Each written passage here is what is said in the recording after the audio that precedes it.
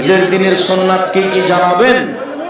ঈদের দিনের সুন্নাত ভালো পোশাক পরে ঈদের মাঠে যেতে হবে, তাকবীর পাঠ করতে করতে আল্লাহু আকবার আল্লাহু আকবার লা ইলাহা ইল্লাল্লাহ আল্লাহু আকবার আল্লাহু আকবার লিল্লাহিল হামদ। ঈদুল ফিতরের করণীয় কি কি?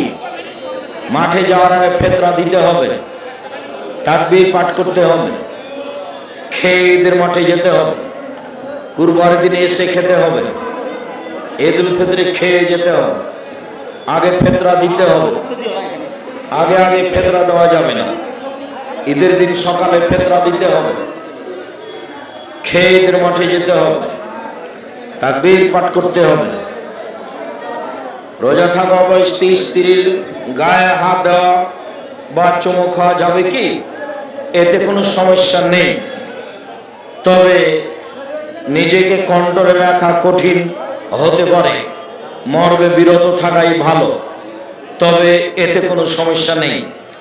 গায়ে হাত দেওয়াতে, চুমু খাওয়াতে সিয়ামের কোনো সমস্যা নেই, রোজার কোনো সমস্যা নেই। লাইলাতুল কদর কত তারিখে হয় তা বিস্তারিত একটু বলবেন? জি না, বলবো না।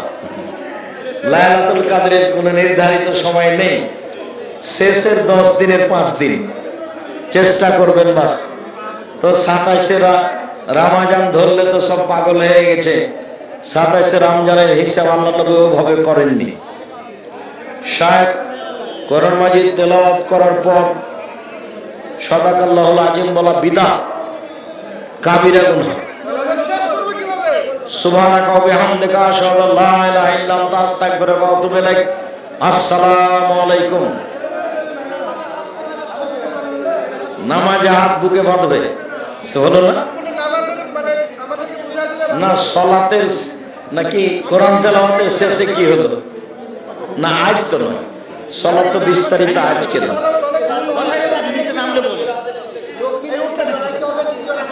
অবিরাম নড়বে সব সময়, সব সময়।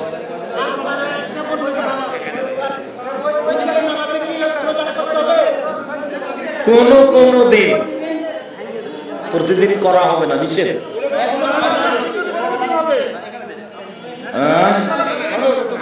কোন পড়তে হবে কোন দিন, 15-20 দিন, 1 মাস 2 মাস পর পর। শায়েখ রমজান মাসের 27তম সিয়াম বা কদর রাতে কি বেশি বেশি ইবাদত করতে হবে? শেষ দশক প্রতিদিনই বেশি বেশি ইবাদত করতে হবে। কোন মানুষ কি পারে নিজের দোষে নিজের কাছে জিন হাজির করতে? জিন হাজির করতে পারে, জিন মানুষকে ধরে, জিন মানুষের ক্ষতি করে। মোহাম্মদ হযরত আলী নাম রাখা যাবে না, শুধু আলী। হযরত আলী তো উর্দু ভাষাতে হাজরাত বলেছে, মানে সম্মানিত আলী। তখন মনে করছে যে নামটাই মনে হয় হযরত আলী। না, শুধু আলী, হযরত নাম নয়। না না, হযরত লাগাতে হবে না। হযরত, আরে জনাব আলী, শেখ আলী, হযরত আলী, ওটা হলো হযরত সম্মান সূচক শব্দ। জনাবের জায়গায় আছে হযরত, কিন্তু এখন নামটাই হয়ে গেছে কি হযরত, বুঝতে পারেনি। মসজিদে ঢুকে মুসল্লিদেরকে সালাম দিতে হবে? জি। দিলে কখন? ঢোকার সময় নাকি বের হওয়ার সময়?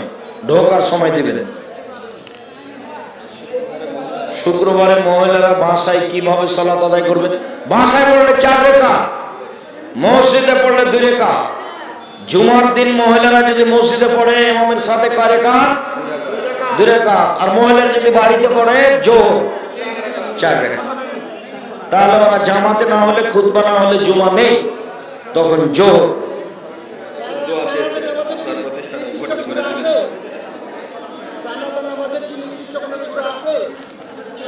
না, আর একজন যদি করে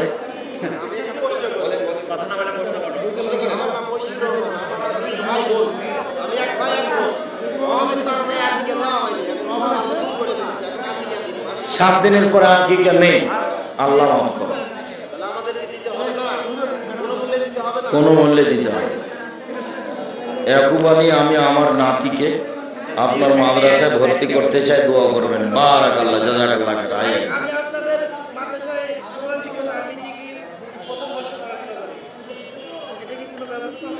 আছে তো, একটা বিভাগ আছে না, মাহাত বিভাগ। শুকরিয়া। 8 রাকাত, 2 রাকাত, শুকরিয়া। সুবহানাকাল্লাহুম্মা ওয়া বিহামদিকা আশহাদু আল্লা ইলাহা ইল্লা আনতা আস্তাগফিরুকা ওয়া আতুবু ইলাইক। আসসালামু আলাইকুম ওয়া রাহমাতুল্লাহ। তাহলে ওর দাম আছে, কিন্তু থ্যাংক ইউ শব্দটার জিরোর সমানও দাম নেই। যদি বলা হয় জাযাকাল্লাহ খায়র, এটা এত দাম, এত দাম। আপনি আমাকে 1 গ্লাস পানি দিয়েছেন, আমি বললাম জাযাকাল্লাহ খায়র, তোমাকে আল্লাহ উত্তম প্রতিদান দান করুক। আমি যে একটা কথা বলে দিলাম, আল্লাহ তোমাকে প্রতিদান দিবে। তুমি লন্ডনে বিপদে পড়েছো, আমি যে বলেছি জাযাকাল্লাহ খায়র, এর উত্তর তো আল্লাহকে দিতে হবে। আমি কাজটা কার উপরে চাপিয়েছি?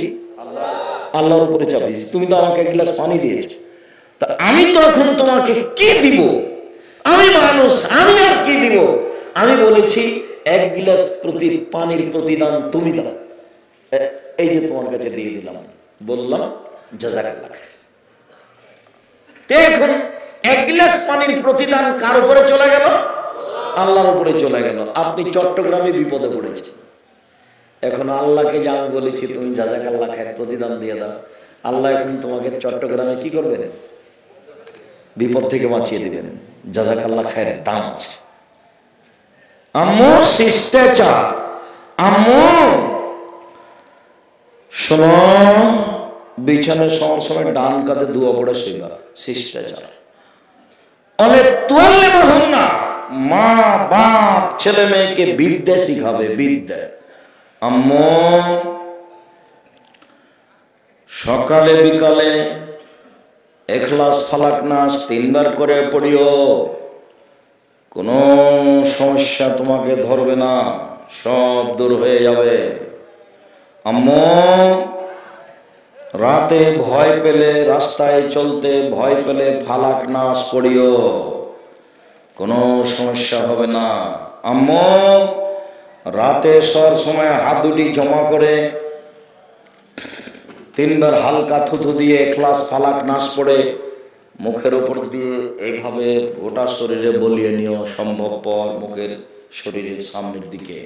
আবার ইখলাস ফালাক নাস মুখের উপর দিয়ে শুরু করে, মাথা থেকে মুখের উপর দিয়ে শুরু করে বুকের উপর দিয়ে বলিয়ে নিও। আম্মু আবার ইখলাস ফালাক নাস মাথার উপর থেকে শুরু করে মুখের উপর দিয়ে বুকের উপরে বলিয়ে নিও 3 বার। সব সমস্যা তোমার থেকে দূর হয়ে যাবে, শয়তান আসবে না। আর যদি আম্মু আয়াতুল কুরসি পড়ো রাতে, তাহলে তো বিশাল ব্যাপার। লা তাযালু আলাইকা হাফিজুম মিনাল্লাহ, আল্লাহর পক্ষ থেকে তোমার উপর একজন থাকবে পাহারাদার। যদি আয়াতুল কুরসি পড়ো আম্মু রাতে। 2 ওয়ালা ইয়াকরুকা শাইতান, শয়তান তোমার পাশে আসবে না। তুসবিহা, সকাল পর্যন্ত শয়তান তোমার নিকটে আসতে পাবে না। শুনছো আম্মু, আয়াতুল কুরসির এত ক্ষমতা আম্মু। শোনো, যে ঘরে সূরা বাকারার শেষ 2 আয়াত পড়া হয়, সে ঘরে শয়তান থাকে না। যে ঘরে সূরা বাকারার শেষ 2 আয়াত পড়া হয়, সে ঘরে শয়তান থাকে না। সূরা বাকারা পড়লে বাড়িতে বরকত নাযিল হয়, সূরা বাকারা না পড়লে বাড়িতে অভিশাপ, ধ্বংস অবতীর্ণ হয়। সূরা বাকারা পড়তে পারে না অলস মানুষ, সাহসী করে না। বাপ রে বাপ, কত বড় সাহসী করে না। তো ছোট সূরায় নামে আসেন, ছোট সূরা। আব্দুর রহিম সাহেব বলেন তো সেটা কি? সূরা ইখলাস 3 বার পড়েন, 1 বার কোরআন মাজিদ পড়ার সময় নেকি হয়ে যাবে। আর একটা ছোট সূরা বলেন, হ্যাঁ কি সেটা? সূরা মুলক, 30 আয়াত। সূরা মুলক যদি পড়েন রাতে তাহলে কবরের শাস্তি হবে না। সূরা মুলক যদি নিয়মিত পড়েন তাহলে বিচারের মাঠে আপনার ক্ষমা না হওয়া পর্যন্ত সূরা মুলক যাবে না। আল্লাহকে বলবে আগে ক্ষমা করো তারপরে যাও। যতক্ষণ পর্যন্ত ক্ষমা না হয়েছে ততক্ষণ পর্যন্ত যাবে না। সূরা মুলক 30 আয়াতের। 24 ঘন্টার মধ্যে মুখস্থ করতে হবে যুবকদের, 15 দিনে মুখস্থ করতে হবে মুরব্বী মানুষকে।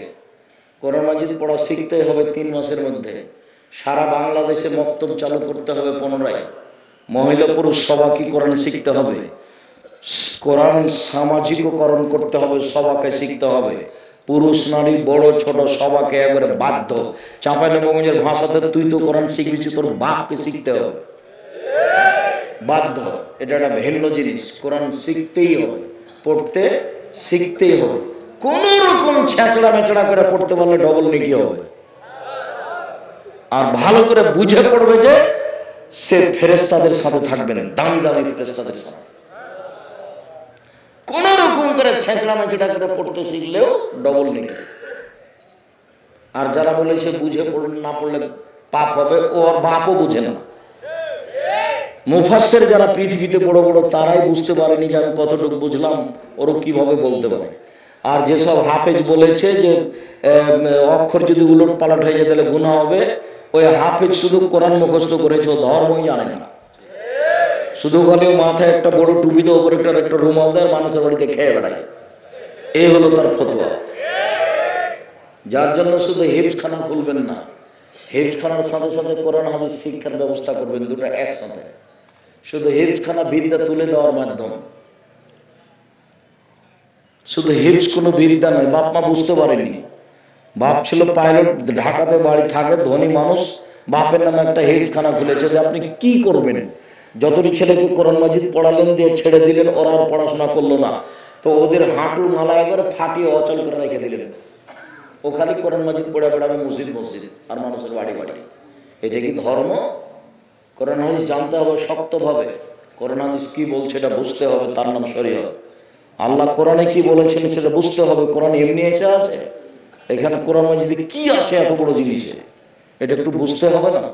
আসলাম আর চলে গেলাম, খেলাম আর পায়খানা করলাম আর দুনিয়া থেকে চলে গেলাম। আসার যাওয়া পশু প্রাণীর মতো। পশু প্রাণী এসেছে, জবাই করে খেয়ে নিয়ে চলে গেলাম। আমিও মানুষ, এসেছি, বাঘ মারে বাড়ি, খেলাম, মরে গেলাম, দুনিয়া শেষ। তো কি হলো? এটা তো গরু ছাগলের মতো হলো। 3 তুরাজ্জুলহুন্না, মা বাপ ছেলে মেয়েকে সাজগোজ করে রাখবে, পরিপাটি করে রাখবে, দাঁত ঝকঝক করে রাখবে, নখ কেটে রাখবে। এই মেয়ে, তোমার হাতে নখ বড় কেন? তোমার মা নাই? তোমার নখ বড় কেন? তোমার নখে নেই পালিশ কেন? এই মেয়ে, ইহুদি খ্রিস্টানদের পতিতালয়ের মেয়েদের বৈশিষ্ট্য নখে নেই পালিশ দেওয়া। ইহুদি খ্রিস্টানদের পতিতালয়ের মেয়েদের বৈশিষ্ট্য নখে নেই পালিশ দেওয়া। আব্দুর রাজ্জাক বিন ইউসুফ বই লেখা আছে, আদর্শ পরিবার, তুমি দেখো খুঁজে, ওখানে দেওয়া আছে। ইহুদি খ্রিস্টানদের পতিতালয়ের মেয়েদের বৈশিষ্ট্য নখে নেল পালিশ দেওয়া, মেহেদি দিতে হবে, হাতের নখে তো দিতে হবে, পায়ের নখেও দিতে হবে। মহিলাদের হাতের নখে তো মেহেদি দিতে হবে, পায়ের নখে দিতে হবে, দিতে বাধ্য। পুরুষের হাতে মেহেদি দেওয়া হারাম। পুরুষ মানুষ, ছেলে মানুষ হাতে মেহেদি দিতে পাবে না। কপালে টিপ দেওয়া হিন্দুদের প্রথা।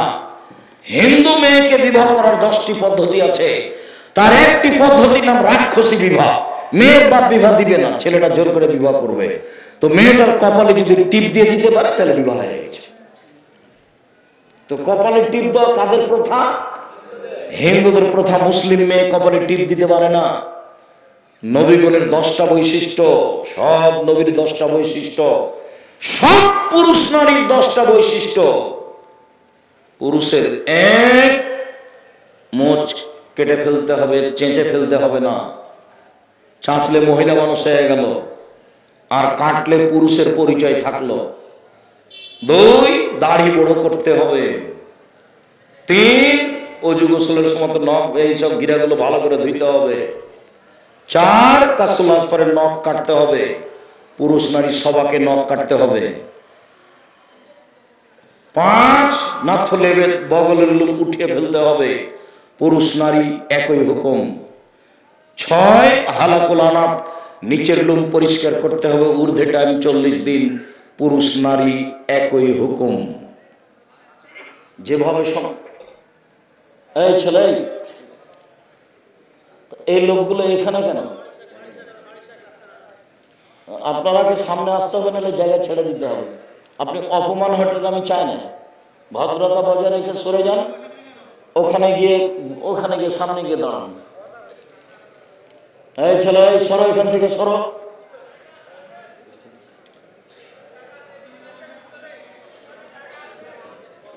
ওখানে গিয়ে বসেন, না নাহলে স্থান ত্যাগ করেন।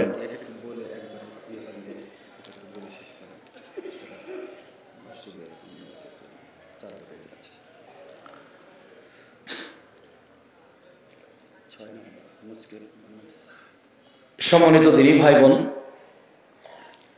মধ্যখানে পরিচালনায় যারা আছেন তারা মনে হয় আরো কষ্ট পাচ্ছেন, তারা মনে হয় সহযোগিতার কথা বলতে চাচ্ছেন।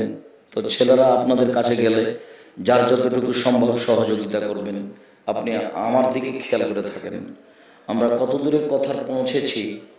তাড়াতাড়ি কথা আজকে শেষ করে দেবো, আমাদের অনেক পথ আছে আজকে।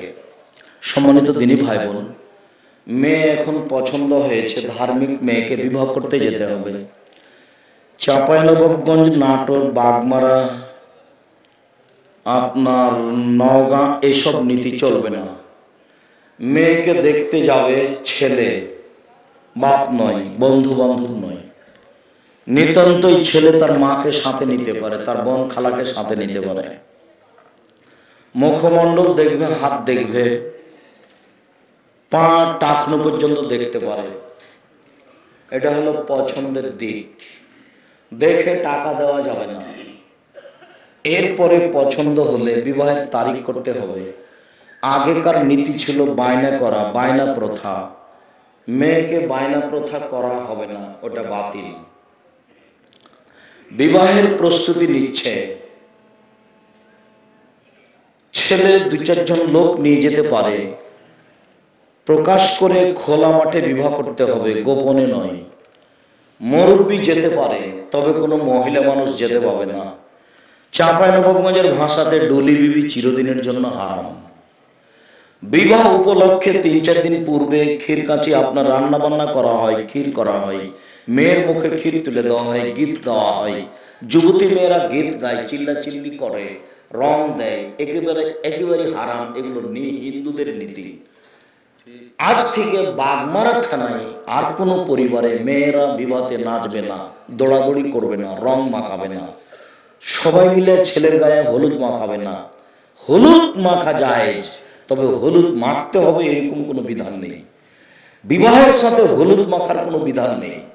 হলুদ মাখতে পারে, মাখতেই যদি হয় তাহলে তার মা মাখাবে, তার খালা মাখাবে, তার ফুফু মাখাবে, তার দাদি মাখাবে, তার নানি মাখাবে, তার বোন মাখাবে। তার চাচাতো বোন মাখাতে পারে না, তার খালাতো বোন মাখাতে পারে না, তার ভাবি মাখাতে পারে না। যদি এরা হলুদ মাখে তাহলে জেনা আগে গেছে, সব জেনা।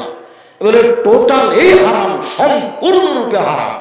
যুবতী মেয়েরা দৌড়াদৌড়ি করে বাড়িতে বিবাহের নাম দিয়ে, একজন আর একজনকে রং মাখায়, তো হিন্দুদের নীতি। চিরদিনের জন্য আজকের আলোচনার পরে বাগমারাই চিরদিনের জন্য হারাম ঘোষণা করা হলো। আর কোনোদিন কোনো বাড়িতে যেন কোনো যুবতী ছোটাছুটি না করে। বক্তব্যের সাথে মুনাফিকি করবেন না। বক্তব্যের সাথে মুনাফিকি করে কোনো লাভ নেই। যা বলছি সেটাই চূড়ান্ত। ছেলে হলুদ মাখতে পারে, মেয়ে হলুদ মাখতে পারে, তার মা মাখা, তার খালা মাখা। হলুদ যদি মাখতে হয় তার বোন মাখায়, তার ভাবি কেন? আল্লাহ রাসূল বলছেন, লা তুবাশশিরুল মারাতু আল মারাতা। একজন মহিলার গায়ে হাত লাগাতে পারে না। হাত যদি লাগাই তাহলে তার শরীরটা নরম না শক্ত বুঝতে পারবে। ফাতানাছালে জাওজিহা কানু ইয়ানজুরু ইলাইহা। তখন কোন সময়ে তার স্বামীকে বলবে যে সাবিহা, আয়েশার হাতটা এত নরম। তখন তার স্বামী তাকে অন্তরের চোখে দেখবে। একটা মেয়েকে অন্তরের চোখে দেখা হারাম, এ কথা মুহাম্মদ সাল্লাল্লাহু আলাইহি ওয়াসাল্লাম বলেন।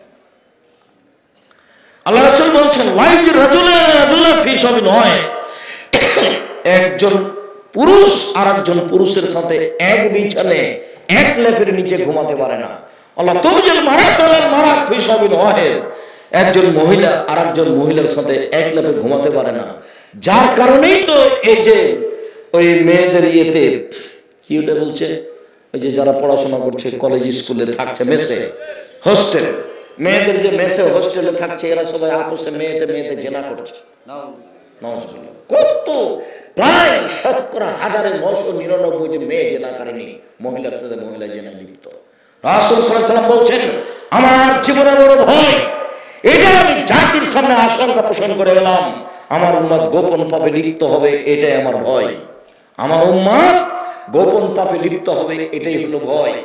পুরুষ পুরুষের সাথে জেনা করছে, নারী নারীর সাথে জেনা করছে, মোবাইলে দিন রাত ল্যাংটা মেয়ে দেখছে, তার জীবনে এটাই আশঙ্কা, এটাই বড় ভয়, যেটা বাস্তব মানুষ করছে। সম্মানিত দিদি ভাই বোন, রাসূল সাল্লাল্লাহু আলাইহি সাল্লাম বললেন একজন পুরুষ একজন মহিলাকে অন্তরের চোখে দেখতে পারে না, একজন মহিলা আর একজন মহিলা যুবতী এক বিছানায় শুতে পারে না, বিছানা ভিন্ন করতে হবে। আল্লাহ রাসূল বলেছেন যেদিন ছেলের বয়স 10 বছর হয়েছে 12 বছর হয়েছে ওর বিছানা ভিন্ন করতে হবে। ওই ছেলে তার বাপের সাথে, ওই ছেলে তার মায়ের সাথে ঘুমাতে পারবে না, ওই ছেলে তার বোনের সাথে ঘুমাতে পারবে না। এই আদেশ মুহাম্মদ সাল্লাল্লাহু আলাইহি সাল্লাম দেন। একই ঘরে একই বিছানায় দুইজন যুবতী মেয়ে থাকতে পারে কি করে? একই ঘরে একই বিছানায় দুইজন যুবক থাকতে পারে কি করে? চিরদিনের জন্য হারাম। বুখারী মুসলিম। হলুদ মাখাতে পারে, এই প্রথাতে হলুদ মাখানো হারাম। এবার বরযাত্রী যাবে, ডুলি বিবি যাবে না, কোনো মহিলা যেতে পাবে না। গিয়ে যাওয়ার সময়তে তার বিবাহ ঘেরা হবে না, এক গ্লাসে শরবত এক গ্লাসে পানি লবণ দেওয়া আছে, সব নোংরা প্রথা, এটা করা হবে না। বিবাহের বৈঠকে কোনো কৃত্রিম পথ অবলম্বন করা হবে না। মেয়ের উপস্থিতিতে দুইজন সাক্ষী দিয়ে মোহর উল্লেখ করে বিবাহ পড়াতে হবে। মেয়ের কাছে বিবাহ পড়ানো হারাম, মেয়ের কাছে বিবাহ পড়ানো যাবে না। আমাদের নাটোরে, রাজশাহীতে, চাঁপায়ে, নওগাঁতে তো মেয়ের কাছে বিবাহ পড়াতে যায়, কিন্তু ওই রংপুর, দিনাজপুর, লালমনিরহাট, নীলফামারী, কুড়িগ্রাম, পঞ্চগড়, ঠাকুরগাঁও, গাইবান্ধা, জয়পুরহাট, বগুড়া ওইসব ডিস্ট্রিক্টের মতো আমাদের অত দুর্বল নীতি নয়। কিভাবে ওরা ওই মেয়ের কাছে বিবাহ পড়াতে যায়, তখন 8-10 জন চ্যাংড়া ছুল্লু সব বদরে ওখানে যায়, ওখানে বিবাহ পড়ায়। অমুক এত টাকা নগদ, এত টাকা বাকিতে তোমাকে বিবাহ করতে এসেছে, তুমি তাকে স্বামীর সাথে কবুল করো। তখনও বলে কবুল করলাম। সবাই শুনেছো? হ্যাঁ শুনেছি। এবার আসে, এসে যেখানে বর বসে আছে সেখানে এরা দাঁড়ায়। বসে থাকা লোকগুলি বলে আপনারা কে? তখন ওরা বলে আমরা এ বিবাহের উকিল। মেয়ে কবুল করেছে? হ্যাঁ মেয়ে কবুল করেছে। তোমরা শুনেছ? জি শুনেছি। তাহলে বসো। তখন তারা বসে। মনে হচ্ছে পাগলামি কারবার, কলার গাছের চতুর্দিকে ঘরে ঘুরে হিন্দুর বিবাহ লেগেছে। কার বিবাহ লেগেছে? হিন্দুর বিবাহ লেগেছে, তাই কলা গাছের চতুর্দিকে ঘুরছে। ধর্ম পাগল হয়ে গেছে। কিছুই না, এবার নোংরা কথা, নোংরা নীতি। দুইজন সাক্ষী, খুতবা হবে আগে। মেয়ের বাপ খুতবা দিবে, নাহলে কোনো মাওলানা সাহেব দিল। মেয়ের বাপ নিজেই বলবে, আর নাহলে মাওলানা সাহেব আগে আগে বলবে, মেয়ের বাপ পিছে পিছে বলবে আমার মেয়ে আয়েশা এত টাকা নগদ, এত টাকা বাকিতে তোমার সাথে বিবাহ বন্ধনে আবদ্ধ হতে রাজি, তুমি তাকে স্ত্রী হিসেবে কবুল করো। ও বলবে কবুল করলাম। গুরুত্বপূর্ণ কথা 3 বার বলতে হয়, মর্মে বলা যায়। আমার মেয়ে আয়েশা এত টাকা নগদ, এত টাকা বাকিতে তোমার সাথে বিবাহ বন্ধনে আবদ্ধ হতে রাজি, তুমি তাকে স্ত্রী হিসেবে কবুল করো। কবুল করলাম। আমার মেয়ে আয়েশা এত টাকা নগদ, এত টাকা বাকিতে তোমার সাথে বিবাহ বন্ধনে আবদ্ধ হতে রাজি, তুমি তাকে স্ত্রী হিসেবে কবুল করো। ও বলল কবুল করলাম। এ হলো বিবাহ। বিবাহ হয়েছে। আব্দুর রাজ্জাক সাহেব নগদ বাকি মোহরের কথা বলছেন কেন? মোহর বাকি চলে কি? হ্যাঁ চলে। প্রমাণ ওই যে আল্লাহ রাসূল, একটা লোক বললো যে আমার সাথে মেয়েটার বিবাহ দিয়ে দেন। তা আল্লাহ রাসূল বললেন টাকা পয়সা কিছু আছে? বললেন নেই। এই যে লুঙ্গিটা আছে। কথা হলো, লুঙ্গি যদি তোমার বউকে দাও তো তুমি কি পরবে? কোন লোহার আংটি টাংটি আছে? কিছুই না একবারে। আচ্ছা কিছুই নেই, কোরআন মাজিদ পড়তে পারো? জি। অমুক অমুক সূরা মুখস্থ আছে। ঠিক আছে, তুমি তোমার স্ত্রীকে এগুলো শিখিয়ে দিও, শিখিয়ে দেওয়ার বিনিময়ে তোমার বিবাহ দিয়ে দিলাম। এই যে কবে কতদিনে শিখা হয়েছে বাকি মোহর, বাকি মোহরে বিবাহ জায়েজ, তার প্রমাণে এই বুখারী মুসলিমের হাদিস। তবে মোহর জরুরি দিতেই হবে, মরার সময়তে মাপ নেওয়া হারাম, টাকা দিতেই হবে। বাপে টাকা না দিয়ে যদি মারা যায় তাহলে ছেলেকে দিতে হবে বাপের পক্ষ থেকে মাকে। আম্মা আমার আব্বা তো মোহর দিয়ে যেতে পারেনি, যে টাকা নেন 50,000 টাকা মোহর বাঁধা ছিল আপনার, দিতেই হবে। মোহর হচ্ছে ঋণ, নইলে কিয়ামতের মাঠে নেকি দিয়ে বুঝিয়ে দিতে হবে স্বামীকে। মোহর জরুরি, এটা হলো মৌখিক কোনো কথা নয়। মানুষের জীবনে সবচেয়ে যেটা জরুরি পূর্ণ করা হয় সেটা হলো মোহর পূর্ণ করতে হবে জরুরি ভিত্তিতে। মোহরের বিনিময়ে মহিলাটাকে হালাল করা হয়েছে, টাকার বিনিময়ে তাকে হালাল করা হয়েছে, মোহর দিতেই হবে। বিবাহ শেষ হয়ে গেছে, এখানে লাভ দিয়ে উঠে বলছে আপনারা মিষ্টি ওয়ালিমা খেয়ে যাবেন। আরে অবাক কথা, ওয়ালিমা তো বাসরাতের ঘরে সকালে হবে, এখন কোনো কথা নেই। এই মেয়ের বাড়িতে যদি খাওয়া দাওয়ার ব্যবস্থা হয় তাহলে খাওয়া দাওয়ার পরে ছেলের বাপ বলবে শ্বশুরকে যে আব্বা আপনার তো অনেক কিছু খরচ হলে, যে 50,000 টাকা থাকলে খরচ বাবদ। তখন তো মেয়ের বাপ বলবে বলো কি তুমি অপমান করতে এসেছো? আচ্ছা যাই বলুন, তার মানে মেয়ের বাপের কোনো খরচ হবে না। আচ্ছা খরচ করতে পারে, তবে ছেলের বাপ ওখানে টাকা পয়সা দিয়ে আসবে, এটাই উচিত। কথা কি বোঝা গেল? এখানে আর কোনো নতুন কোনো কিছু করা যাবে না। চাঁপাইনবাবগঞ্জে এখন পরের দিন ওই মেয়ের বাড়ি থেকে 2 জন আসবে, একে নিতে 4 জন আসবে মেয়েটাকে, আবার ছেলের বাড়ি থেকে যাবে 8 জন, মানে সবসময় ডবল। তারপর কত আমাটা আছে, ব্যবহার আছে, গরু আছে, খাসি আছে, ফার্নিচার আছে, সব হারাম। কোনো লেনদেন চলবে না, কোনো লেনদেন চলবে না, সব বন্ধ, কোন প্রকার লেনদেন চলবে না। আজকে বউ নিয়ে এসেছে আবার সকালে যেতে হবে এই বিধান নয়, 2 দিন পরে যাবে। বাসর রাতের সকালে অলিমা হতে হবে, বাসর রাতের ঘর সাজাতে হবে, ঘর সাজানো সুন্নাত।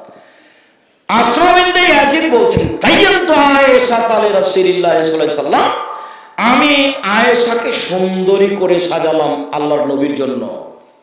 আয়েশা নিজে বলছেন যে আমি আমার বান্ধবীদের কিনে দোলনাতে খেলাচ্ছিলাম, হঠাৎ আমার মা ডাকলেন আয়েশা, আমি দৌড়িয়ে আসলাম, আমার গায়ে হাতে ধুলোবালি লেগেছিল, তিনি পানি দিয়ে ধুয়ে মুছে দিলেন, তারপর একটা ঘরে নিয়ে গেলেন। দেখি সেখানে আনসারীদের মহিলা, বুঝলাম না মহিলারা আনসারীরা মহিলারা কেন এখানে, তারা আমাকে সুন্দরী করে সাজালো। তবে আয়েশা রাদিয়াল্লাহু বলছেন না যে আমাকে কি দিয়ে সাজালো। আশরাফ বিনতে ইয়াজিদ বলছেন আমি তাকে সুন্দরী করে সাজালাম, কি দিয়ে সাজালেন এটা তিনি উল্লেখ করেননি। সবকিছু ব্যবহার করা যাবে যদি জিনিস বৈধ হয়। মেয়েদের সুগন্ধি যা দেখতে পাওয়া যায়, গন্ধ পাওয়া যায় না। পুরুষের সুগন্ধি যা গন্ধ দেখতে পাওয়া যায় না, গন্ধ পাওয়া যায়। পুরুষের সুগন্ধি যা দেখতে পাওয়া যায় না, গন্ধ পাওয়া যায়। নারীদের সুগন্ধি যা গন্ধ পাওয়া যায় না, দেখতে পাওয়া যায়। নারীদের সুগন্ধি যা গন্ধ পাওয়া যায় না, দেখতে পাওয়া যায়। তাহলে পাউডার হোক, আসকারা, মাস্কারা, যাই হোক, সবই ওরা ব্যবহার করতে পারে, ভুরুপেন টুপেন যা কিছু আছে, তবে সেটা বৈধ হতে হবে। উল্লেখ্য যে টিপ দিতে পাবে না, উল্লেখ্য যে নখে নেইল পালিশ দিতে পাবে না, এটা ইহুদি খ্রিস্টানদের পতিতালয়ের মেয়েদের বৈশিষ্ট্য। কপালে টিপ দেওয়া হিন্দুদের বৈশিষ্ট্য। সাথে সাথে ভুরু তোলা হারাম, কাবিরা গুনাহ। বুঝা গেল না? ভুরু তুলে সরু চিকন করা কাবিরা গুনাহ। এই ভুরুতেই যা কিছু আছে, কাজল টাজল সবকিছু দিলে যেটা সহজ হয়। সাজাতে হবে, এই কথাই ঠিক। বাসর ঘর সাজাতে হবে, সেখানে মিষ্টি রস খানা পানি থাকবে, এই কথাই ঠিক। আসমা বলছেন, আয়েশা রাদিয়াল্লাহু বলছেন, ঠিক 8:30-9টার সময় আমার মা একটা ঘরে নিয়ে গেলেন। দেখি সেখানে আল্লাহ রাসূল কেউ নেই। বিষয়টা বুঝতে পারলাম না, ঘরে কেন কেউ নেই, শুধু কেন আল্লাহ রাসূল। এটা আমি চিন্তা ভাবনা করতে করতেই দেখলাম আসমা 1 গ্লাস শরবত নিয়ে আসলো। এসে আমাকে বলছে, আয়েশা গিলাসটা নাও, শরবতের গিলাসটা নাও। তো আমি নিচ্ছি না, লজ্জা পাচ্ছি। আমাকে ধমকা হাতে ধরো, দে আল্লাহ রাসূলকে দাও। আমি গিলাসটা হাতে ধরলাম, আল্লাহ রাসূলকে দিলাম। আল্লাহ রাসূল পান করলেন, আমাকে বললেন তুমি পান করো। আমি পান করলাম। তারপর আমাকে বললেন আসমাকে দাও, আমি আসমাকে দিলাম। আসমা ওখানে মুখ লাগিয়ে পান করলেন শরবত, যেখানে রাসূল সাল্লাল্লাহু আলাইহি ওয়াসাল্লাম মুখ লাগিয়ে পান করলেন। তাহলে বোঝা যাচ্ছে বাসর ঘরে খাওয়ার ব্যবস্থা আছে। বাসর ঘরে ঢুকে প্রথমে মাথায় হাত দিয়ে দোয়া পড়তে হবে, আল্লাহুম্মা ইন্নী আসআলুকা খায়রা মা জাবালতা আলাইহি ওয়া আউযু বিকা মিন শাররি মা জাবালতা আলাইহি। আল্লাহ, এই মেয়েটির কল্যাণ চাচ্ছি, যে কল্যাণ থেকে সৃষ্টি করা হয়েছে। আল্লাহর ক্ষতি থেকে তোমার কাছে বাঁচতে চাচ্ছি, বেহায়া নোংরাকিত নোংরামি থেকে বাঁচতে চাচ্ছি, যে বেহে থেকে সৃষ্টি করা হয়েছে তা থেকে বাঁচতে চাচ্ছি। এইটা হবে প্রথম কাজ, মাথায় হাত দিয়ে দোয়া পড়তে হবে। এরপর দুই রাকাত সালাত, আগে দাঁড়াবে ছেলেটা বরটা, পিছে দাঁড়াবে কনেটা, দুই রাকাত সালাত। দুই রাকাত সালাতের পরে দাম্পত্য জীবনে যাবে। দাম্পত্য জীবনে যাওয়ার পূর্বে বিসমিল্লাহ আল্লাহুম্মা জান্নিবনা শাইতান ওয়া জান্নিবিশ শাইতান মা রাযাকতানা। আল্লাহ, তুমি আমাকে আর আমার স্ত্রীকে শয়তান থেকে রক্ষা করো। আমাদের মিলনে যদি কোনো সন্তান দাও, সেই সন্তানকে তুমি শয়তান থেকে রক্ষা করো। দোয়া শুধু পুরুষ পড়বে, মহিলা নয়। যদি দোয়া না পড়ে তাহলে এই বাচ্চার উপরে শয়তানের ক্ষমতা থেকে যাবে। বাসরাতের সকালে খাওয়ার ব্যবস্থা করতে হবে। মানুষেরা এসে দোয়া করবে, বারাকাল্লাহু লাকা ওয়া আলাইকা জামা বাইনাকুমা ফি খাইরিন। আল্লাহ তোমাদের দুইজনের উপর বরকত নাজিল করুক, তোমাদের দাম্পত্য জীবন আল্লাহ খুশি সুখময় করুক, তোমাদের জীবনে আল্লাহ বরকত দান করুক। এভাবে সবাই দোয়া করে যাবে। যদি ধনী মানুষকে শুধু দাওয়াত দেওয়া হয় ওলিমাতে, তাহলে এই খাদ্য সবচেয়ে খারাপ, এই খাদ্য ড্রেনে ফেলে দিতে হবে, কুকুরে খাবে। অলিমাতে ধনী করি সবাই থাকবে, এই কথা রাসূল সাল্লাল্লাহু আলাইহি ওয়াসাল্লাম বলেন। শুধু যদি ধনী থাকে তাহলে এই খাদ্য হলো খারাপ। দিন যায় রাত্রি যায়, দিন যায় রাত্রি যায়, পেটে সন্তান আসলো, মা তখন থেকে আল্লাহকে বলবে, রব্বে হাবলি মিন লাদুনকা যুরিয়াতান তাইয়্যিবা, আল্লাহ একটু সুসন্তান দান করো। দিন যায় রাত্রি যায়, সন্তান প্রসব হলো। যে ঘরে সন্তান প্রসব হয়েছে সে ঘরে একজন মহিলা থাকবে, নিতান্তই নিয়ে যেতে পারে আপনার এতে ক্লিনিকে, যেখানে পুরুষের সমাগম থাকবে না। সারা গ্রামের মহিলা সে বাড়িতে আসতে পাবে না, সে মহিলাকে নগ্ন অবস্থায় দেখতে পাবে না।